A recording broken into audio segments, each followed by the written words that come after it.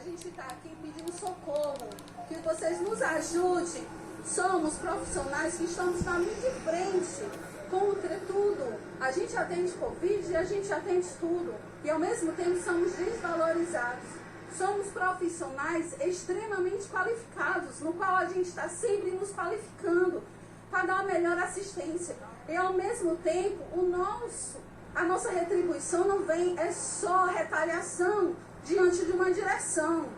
Então a gente está aqui pedindo socorro a vocês. Ajude a saúde, gente. Nos ajude nessa luta. Não só a enfermagem, mas também os condutores vêm sofrendo perseguição, assédio.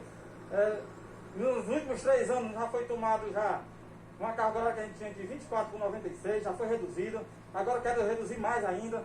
Atualmente nós estamos trabalhando na escala de 24 por 72 e estamos querendo passar para 12 por 36.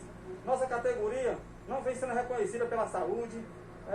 Trabalhamos no Covid, junto com o pessoal aqui também, não teve nada a mais para a gente. Então a gente espera que a gestão da Secretaria Estadual de Saúde possa tomar providência, porque esses trabalhadores não podem continuar sofrendo assédios praticados pela gestão que for que esteja lá. Então chega de assédio moral. Então, como vocês ouviram, essas são as reivindicações do SAMU Ceará, dos profissionais do SAMU Ceará, Ana Flávia Bezerra, para a cidade 190.